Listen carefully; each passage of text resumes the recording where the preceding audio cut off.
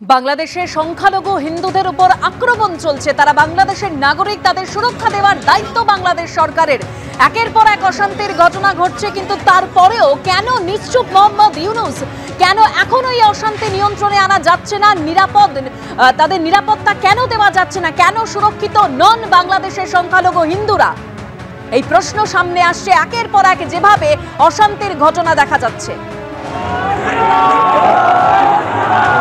এই বুঝে মরে যাব, বাড়িতে আগুন ধরিয়ে দেবে, চরম উৎকণ্ঠায় বাংলাদেশের গোপালগঞ্জের এক গৃহবধূ।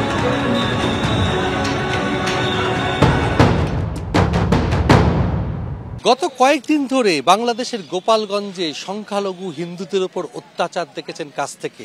সেই গোপালগঞ্জের গৃহবধূ এই মুহূর্তে প্রয়োজনীয় কাজের জন্য ভারতবর্ষে এসছেন পরিজনদেরকে রেখে, এবং অনেক উৎকণ্ঠা নিয়েছেন। কথা বলে নেব, কি হয়েছে ওখানে, কি পরিস্থিতি? এই যে চিন্ময়ের আটক করা হয়েছে, এরপর থেকে সবাই আর কি আতঙ্কে আছে। সবাই আর কি ধরপর্ম আর এইগুলোই হচ্ছে আর কি।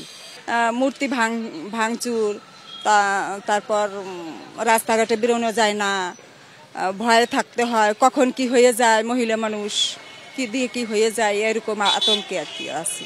হামলা হচ্ছে রাস্তায়? হ্যাঁ, হামলা হয়, মাঝে মাঝেই হামলা হয় আর কি। কাদের উপর? হিন্দুদের উপরই বেশি হচ্ছে আর কি। হ্যাঁ, লুটপাট, ভাঙচুর, ঘর বাড়ি ভাঙচুর, তারপরে সে চুরি ডাকাতি, এগুলো বেড়ে গেছে অনেকটা। ঘুমানো যায় না, পাহারা দিতে হয়, এগুলো করতে হচ্ছে। তারপরও আসছি, এখন অসুস্থ, খুবই অসুস্থ, আসতেই হবে ডাক্তারের কাছে, এই জন্য আসছি আর কি। কোথায় যাবে? যাব বনগ্রাম যাব, ওখান থেকে কল্যাণীতে ডাক্তার দেখাইয়ে আবার চলে যাব বাড়ি। বাড়িতে কারা রয়েছে? বাড়িতে রয়েছে মা বাবা, ছেলে মেয়ে রয়েছে। তাদের জন্য চিন্তা হচ্ছে? হ্যাঁ, চিন্তা তো হচ্ছে, চিন্তা হবে না। মানে প্রশাসনের কোনো ভূমিকা নেই? প্রশাসন আজকাল তো প্রশাসন সেইভাবে আগের মতনই করে না তো, অনেকটা আতঙ্কের মধ্যে আছে। এই বুঝি মারা যায়, এই বুঝি আগুন দিয়ে দেয় বাড়িতে, এই বুঝি এইরকম আর কি। ক্যামেরায় দীপ্ত চক্রবর্তীর সঙ্গে সমীরণ পাল, এবিপি আনন্দ, উত্তর 24 পরগনা।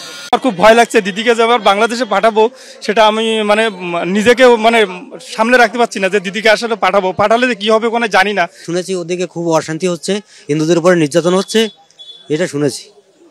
সেই জন্য আপনারা ফিরে যাচ্ছেন? আমরা ফিরে যাচ্ছি, সরকার বলছে যে বর্ডার নাকি বন্ধ করে দেবে, এই জন্য আমরা ফিরে যাচ্ছি। আতঙ্ক রয়েছে? আতঙ্ক রয়েছে, হ্যাঁ আতঙ্ক রয়েছে। এখন ওখান থেকে বেঁচে ফিরতে পারবো কিনা, এটাই বড় আতঙ্ক। মিছিলে শুনতেছি ধরে ধরে জবাই করে, এখন যাচ্ছি, এখন জবাই হয়ে আসবো না কি বলতে পারবো না। কোথায় গেছিলেন? আমি গেছিলাম আত্মীয় বাড়িতে। বাড়ি কোথায়? আমাদের বাড়ি গোপালগঞ্জ। ভারতের পতাকা নামিয়ে রেখে তাদের পাতে পাড়াচ্ছে, তার ভারতের পণ্য বর্জন করতেছে। ভারতের দালাল, এটা ওটা বিভিন্ন কথা বলতে, বাংলাদেশের লোক সমস্ত পণ্য বর্জন করবে, যার ফলে তারপরে সোমবার থেকে অফিস বন্ধ করে দেবে।